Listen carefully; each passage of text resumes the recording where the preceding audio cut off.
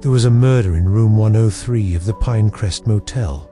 For the most part, the Pinecrest was a perfectly normal and average rundown hospital/motel that had seen better days. It was a place that time seemed to forget existed. The patients who stayed there were mostly there for extended periods of time, many of them permanently. The hospital wasn't busy unless you counted the bustle of nocturnal vermin scurrying around the rusted fire escape or the occasional drunken fight that spilled out onto the lawn. The building was old, its paint peeled from the walls like sunborn skin, and the floors creaked under the weight of its own disrepair. The staff were worn thin. Having seen so much suffering, they no longer offered comfort. Nurses shuffled through the halls like ghosts, their voices hushed and somber. Doctors spoke in clipped sentences, their eyes betraying a weariness that ran deeper than their tired smiles could cover. There was, however, a small flicker of life in the bleakness. For example, a new intern, Lena, bright-eyed and bushy-tailed, had just arrived to learn the ropes of forensic science. Her enthusiasm was palpable, her questions numerous and eager. She wanted to absorb everything, do everything, be everything. In short, she was a wide-eyed ball of sunshine that needed to be shown some of the darker realities of their line of work. And what better way to bring Lena back down to earth than by sending her alone to verify a body? They told her to go to room 103 and retrieve the body bag. If it was still there, they would need to move it to the morgue for an autopsy. Lena didn't question it.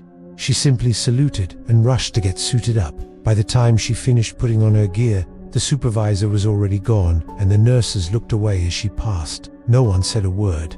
No one uttered a sound. Lena heard the nervous murmurings of the nurses as she walked by, but she couldn't understand what they were saying. She found room 103 at the end of a long, dark hallway. There was something unsettling about the number 103 as she walked toward it. She felt a sudden chill, though she was in a hot climate.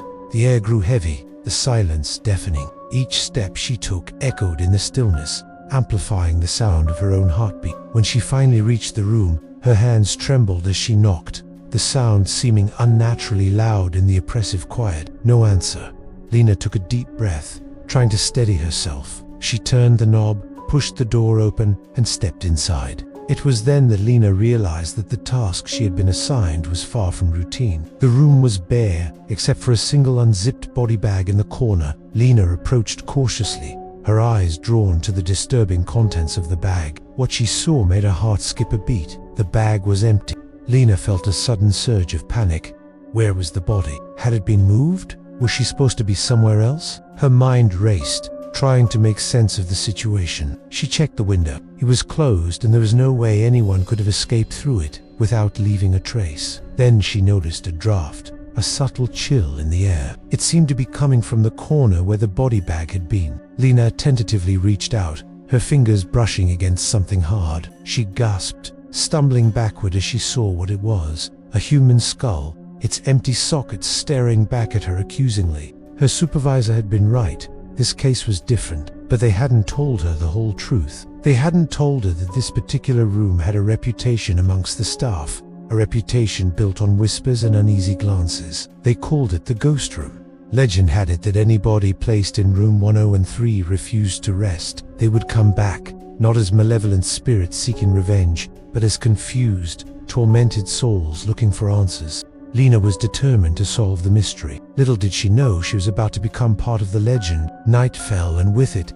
the temperature dropped dramatically in room 103. Lena shivered, pulling her jacket tighter around her shoulders. She paced the room, her eyes scanning every inch, searching for any clue that could shed light on the case. Suddenly, a picture fell from the wall, revealing a small cavity behind it. Inside, Lena found a diary, its pages filled with cryptic entries and disturbing details. As Lena delved deeper into the diary, she uncovered a horrifying secret. The entries revealed a dark tale of love, obsession, and ultimately, murder. Each page was a nail hammered into the coffin of the motel's reputation, driving home the fact that this place was far from ordinary. She learned that the previous occupant of room 103 had been a patient, a victim of a cruel and twisted game played by the motel's owner and a group of doctors. But Lena's investigation didn't end there. She dug deeper into the motel's history, unearthing a labyrinth of deceit and hidden agendas. The Pinecrest Motel wasn't just a place for the dying to wait for their end. It was also a place where secrets were buried and truths were silenced. Meanwhile,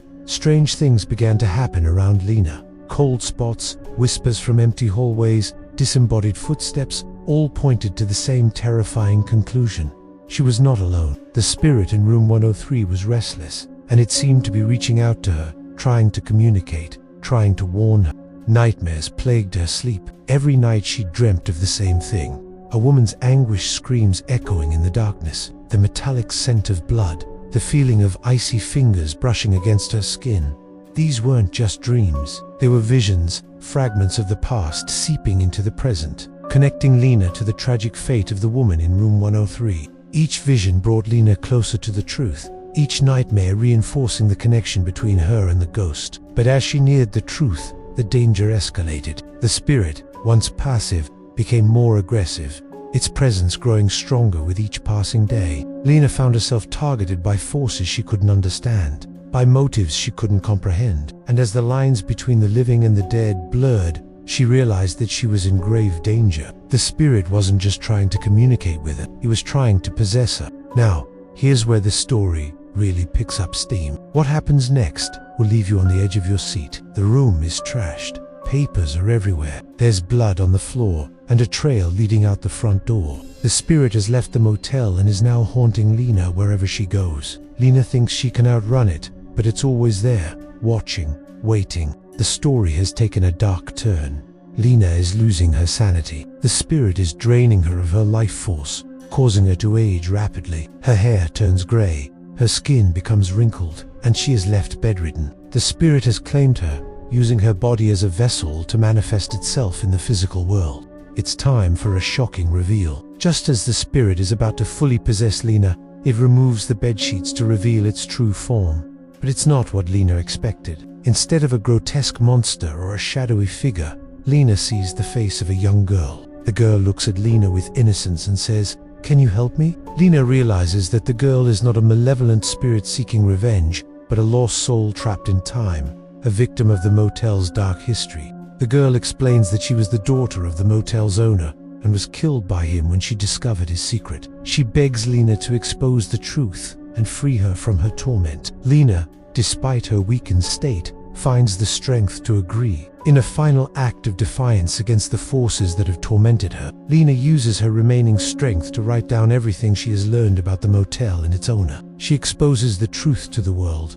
bringing the motel's dark history to light. As the first rays of sunlight touch the motel, the girl's spirit is finally freed. Lena, now an old woman, watches as the girl disappears, leaving behind a sense of peace that has eluded the motel for decades. With the spirit gone, the motel is left in eerie silence. The secrets are out, the truth revealed, but the darkness lingers. The motel stands as a reminder of the horrors that unfolded within its walls, forever tainted by the shadows of the past.